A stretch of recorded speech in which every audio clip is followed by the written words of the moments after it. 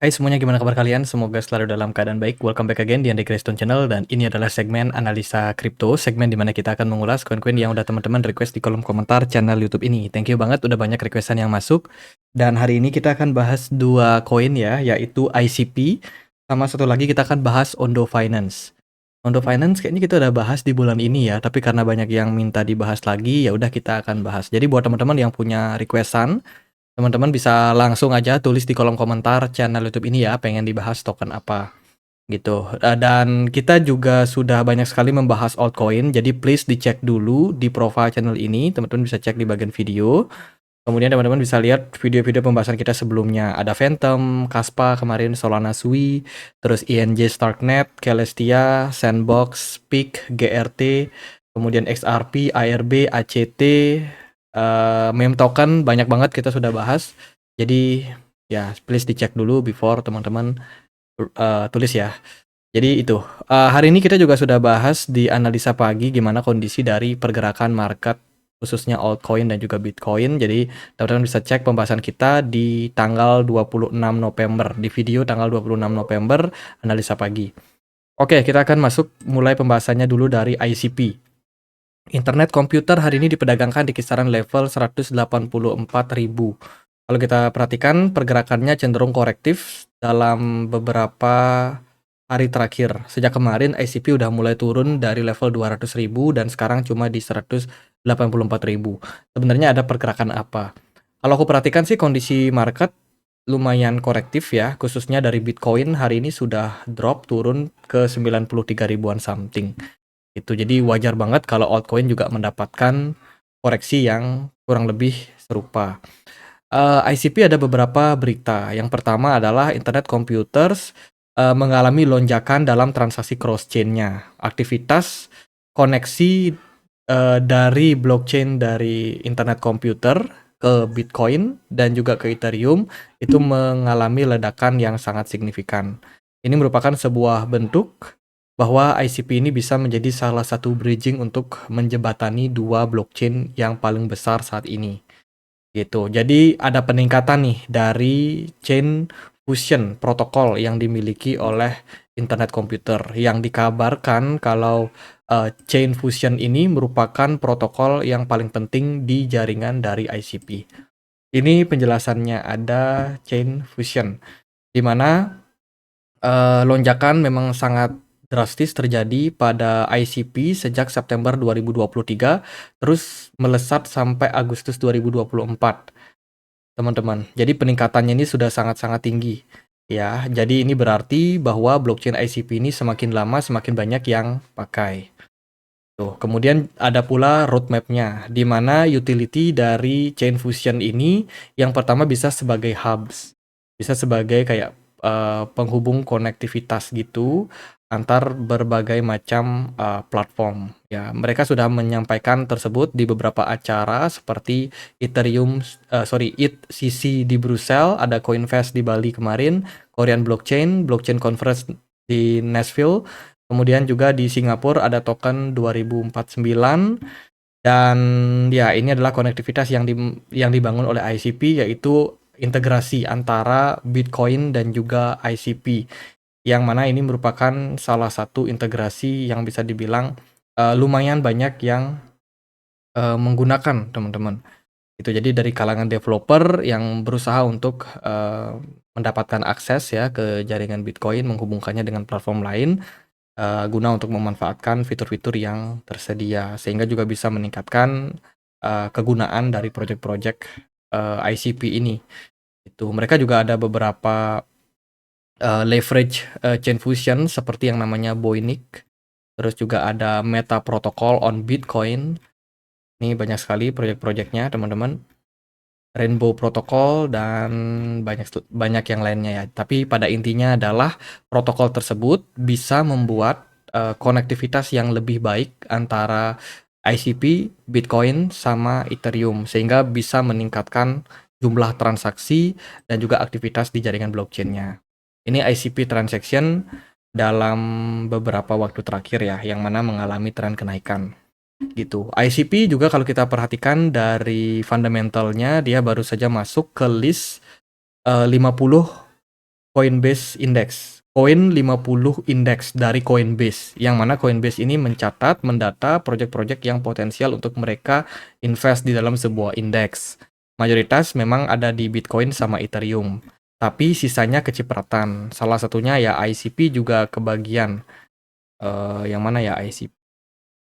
Oke, nah ini internet komputer, dia cuma kebagian alokasi sampai 0,32% saja. Lumayan kecil, tapi at least Coinbase sudah melakukan research terkait dengan project ICP saat ini. Jadi karena dia masuk ke list tersebut, kita bisa kategorikan ya bahwa ICP ini salah satu project yang punya potensi ke depan. Itu.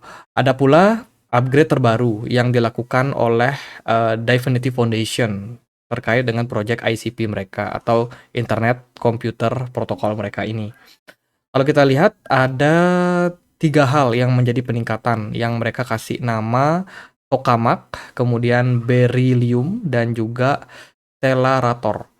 Itu. Jadi apa sih arti dari ketiga hal tersebut? Yang pertama adalah Tokamak. Ini adalah pengurangan latensi pada jaringan dari ICP sehingga bisa meningkatkan transaksi yang dilakukan oleh traditional finance, TradFi, ataupun juga platform-platform seperti DEX ataupun DeFi di jaringan ICP.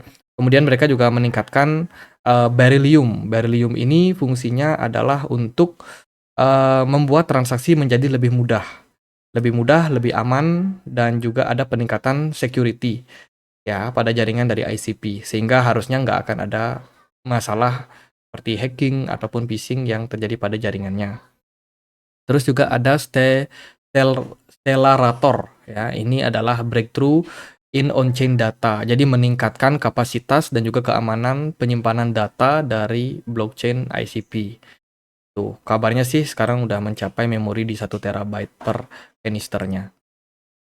Kemudian roadmap terbaru dari ICP, ini adalah beberapa project ya yang disupport oleh ICP ya, jaringan rantai jaringan dari ICP sendiri. Yang pertama mereka ada project di bidang decentralized AI. Itu ada 3 project di sini, ada Ignition, ada Cyclotron, yaitu beberapa projectnya. Kemudian juga ada Chain Fusion. Ini beberapa blockchain yang mereka support ya. Selain tadi ada Ethereum sama Bitcoin, sekarang mereka sudah mencoba membuka jaringan untuk Helium. Lalu ada Deuterium, Tritium, dan lain sebagainya. Terus juga ada Privacy, ini projectnya yaitu Niobium. Aneh-aneh ya namanya, bium-bium semua. Nah itu teman-teman, sisanya ada Identity, aset digital, governance tokenomic yang sudah mereka upgrade.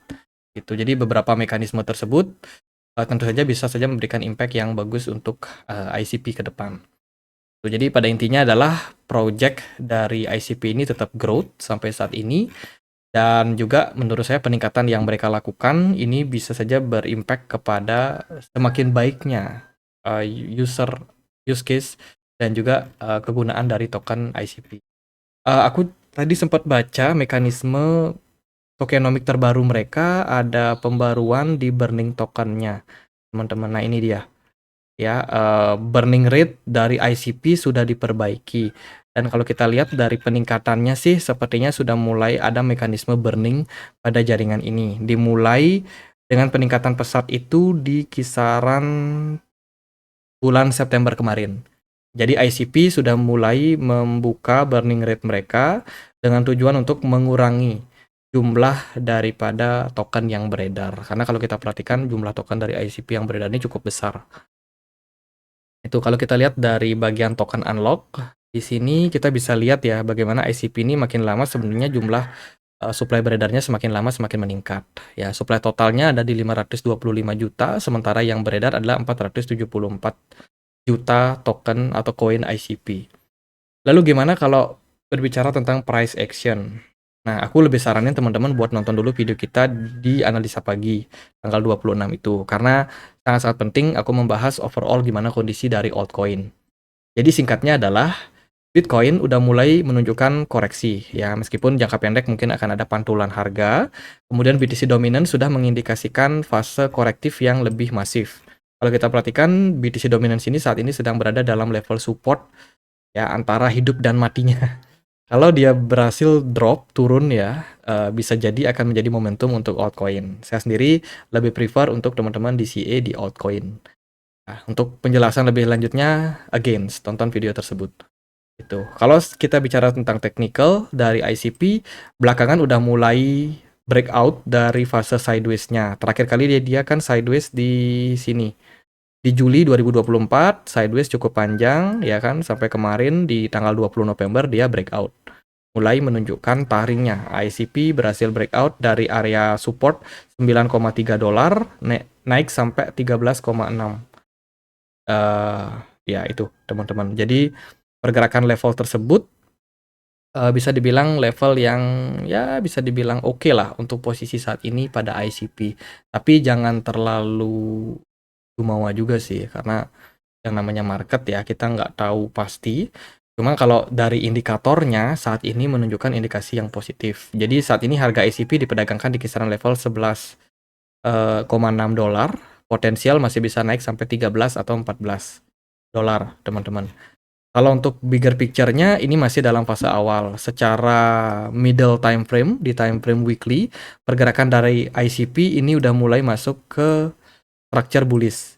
Ya, kita bisa melihat pergerakannya sudah terbentuk yang namanya higher low baru. Maka potensial pergerakannya akan seperti ini ke depannya. Tinggal kita tunggu aja seperti apa project-project dari ICP, apakah usernya bisa semakin banyak, apakah jumlah tokennya bisa di-burning, sebab ICP ini sudah turun sangat-sangat jauh ya dari harga all time high-nya. Harapan saya sih bisa balik lagi ke level-level tertingginya seperti level-level yang dulu, teman-teman. Ya, mungkin target yang nggak terlalu tinggi bisa ke 28 dolar in the middle time frame. Saya rasa masih cukup possible ya untuk ICP. Kalau dia berhasil breakout dari level tersebut, ya itu adalah area level resistance yang kuat. Potentially bisa rally lanjut sampai 80 dolar gitu. Jadi kalau kita lihat dari progresnya saat ini, ya lumayan bagus. Menurut saya itu kalau teman-teman pengen akumulasi, apakah ideal di harga sekarang? Tentu saja tidak. Akan lebih baik kalau bisa dapat harga di 9,6 dolar, tapi andai kata hal tersebut tidak terjadi dan pergerakan ICP justru malah break dari level 13 dolar, teman-teman bisa tunggu di harga 14 dolar sih. Ya itu sih kalau teman-teman nggak mau mengambil resiko ya. Jadi kalau kalau dari saya sih gitu, lebih baik kita tunggu harga bawah ataupun dia breakout dan memberikan konfirmasi bertahan di area support. Itu lebih safe untuk teman-teman beli. Itu untuk ICP. Next kita akan bahas si Ondo ya. Ondo hari ini diperdagangkan di kisaran level 16.200 rupiah ya. Pergerakan Ondo belakangan turun dari 17 ribuan gitu, kemarin di achieve bahkan bisa ke 17.800. Tapi akhirnya dia terkoreksi turun dan itu menurut saya cukup wajar. Overall secara mingguan pergerakan dari Ondo cukup flat sideways ya. Ini salah satu project real world asset yang memang banyak sekali kerjasama dengan banyak institusi besar menghadirkan tokenisasi untuk beberapa produk obligasi. Baik, mereka udah kerjasama dengan BlackRock dan juga beberapa banking besar lainnya ya, teman-teman. Jadi kalau kita perhatikan dari postingan terakhir, Ondo Finance lagi rame membicarakan tentang Ondo Point, di mana poin ini bisa teman-teman dapetin ya kalau teman-teman melakukan transaksi ya di Ondo sendiri. Gitu. Jadi kan mereka memberikan fasilitas untuk tokenisasi aset. Nah, itu teman-teman bisa kumpulin poinnya. Kalau kalau dari berita-berita pada pasar sih, perkembangan tentang Ondo Finance sebagai salah satu aset manajemen, ya dia mendapatkan banyak sekali investasi dari proyek-proyek lain gitu. Salah satunya adalah ada partnership Ondo Finance dengan Giant Wellington Management. Ya, partnership ini berhubungan sekali dengan berhubungan sekali dengan tokenisasi yang dilakukan pada Ultra Short Treasury On-Chain Fund. Nah itu, intinya adalah perusahaan manajemen Giant Wellington ini berkolaborasi sama Ondo, ya kan, untuk menyediakan aset tokenisasi berupa short treasury, jadi obligasi jangka pendek. Itu nanti akan ditawarkan kepada klien-klien dari si aset manajemen ini. Tuh, dan ini tentu saja merupakan use case di dunia nyata untuk Ondo. Jadi good point sebenarnya ada berita tersebut. Kemudian Ondo juga ada introduce untuk bisa kompatibel dengan beberapa metode pembayaran di PayPal, khususnya yang OUSDG dan juga USD gitu. Jadi Ondo Finance introduce instant conversation between tokenized short-term US Treasury Fund and stablecoin PayPal USD. Jadi dia udah kerjasama dengan PayPal dan ya bisa dibilang salah satu project yang penting untuk teman-teman pantau. Lebihnya sih kita sudah bahas Ondo ya di video-video sebelumnya, jadi nggak terlalu banyak sentimen lagi pada Ondo Finance. Paling kita lihat dia dari segi tokenomiknya aja kali ya. Kita lihat dari token unlock, si Ondo ini ada unlock token sepertinya ya, yang akan dilakukan itu di Januari tanggal 17. Ini udah warning teman-teman. Warning, dekat Januari, hati-hati, Ondo ada unlock sangat besar. Ini adalah unlock pertama untuk protokol development, kemudian juga peningkatan lebih besar untuk ekosistem growth mereka. Jadi kemungkinan inflasi pada Ondo akan cukup besar. Unlocknya besar 25,72%. 19 Januari, waspadai tanggal tersebut. Akan ada unlock yang sangat besar. Itu aja sih sekali dalam setahun. Ya, unlock berikutnya ada di Januari 2026. 2027 dan juga 2028. Jadi Ondo ini unlocknya sekali setahun. Jadi dekat-dekat Januari waspada, hindari dulu. Kalau mau entry mungkin setelah unlock selesai dilakukan. Itu sih buat Ondo ya saat ini. Secara fundamental mereka bagus, use case-nya bagus, tinggal kita tunggu price action aja. By the way, untuk supply yang beredar dari Ondo itu baru 1,39 billion atau miliar. Dan ini masih cukup kecil sih teman-teman dibandingkan dengan maksimum supply-nya yang sampai 10 miliar token Ondo. Oke, lalu gimana untuk pergerakan dari harga? Sementara ini Ondo masih berpeluang bullish. Dari sudut pandang indikator, volume perdagangan meningkat, kemudian MACD juga memberikan indikasi yang lumayan bagus ya. Ada golden cross tercipta, tapi pergerakan Ondo ini belum disupport oleh pergerakan smart money yang besar. Jadi ibaratnya ya secara midterm mungkin dia masih bisa rally, cuman belum terlalu confident aja.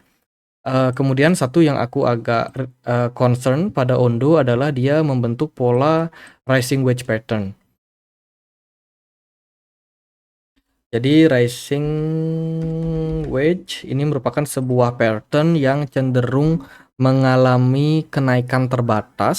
Cuma kalau dia breakdown dari area support berpeluang untuk membawa Ondo mengalami koreksi. Jadi wanti-wanti nih dari sekarang kalau teman-teman ada pegang Ondo mungkin bisa taking profit dulu kali ya jangka pendek. Teman-teman, resistance terdekat pada Ondo itu ada di kisaran 1,1 dolar. Kemarin tuh di level 17.000 rupiah. Ya, jadi kalau udah cuan di Ondo, waspada. Ini ada potensi koreksi jangka pendek. MACD juga sudah memberikan indikasi potensial dead cross. Jadi lebih besar potensialnya, teman-teman. Untuk target support ada di kisaran 0,8 dolar. Andai kata Ondo bisa koreksi, bisa tunggu di level tersebut untuk melakukan akumulasi lanjutan. Itu peluang Ondo masih bisa berpotensi rally ya. Jadi saya rasa itu beberapa narasi yang teman-teman wajib untuk perhatikan. Secara jangka pendek ada potensial koreksi, kemudian juga isu unlock token di 19 Januari nanti itu juga bisa menjadi sentimen yang cenderung negatif untuk Ondo. Jadi jangan FOMO di fase-fase sekarang. Mungkin setelah itu ya. Setelah itu baru kita bisa untuk lebih pede lagi nih pada Ondo. Itu sih paling dari saya saat ini, secara price action ya overall dia masih dalam tren yang bagus. Kalau kita lihat di time frame 4 jam, smart money-nya justru udah makin turun ya. Teman-teman, ini aku udah wanti-wanti sih. Jadi hati-hati aja kalau dia breakdown dari area 0,99 itu membuka potensi untuk Ondo bisa turun sampai 0,8. Ya, selama dia belum bisa breakout dari 1,1 dolar ini, Ondo masih akan dalam tekanan, teman-teman. Oke, gitu aja pembahasan kali ini. Semoga videonya bisa bermanfaat. Kalau teman-teman ada pertanyaan lain, ada koin lain buat dibahas, bisa banget tulis di kolom komentar channel YouTube ini. Kita juga ada komunitas diskusi di Telegram buat yang pengen join. Linknya ada di kolom deskripsi video ini. Sekian, akhir kata saya Andre. Makasih.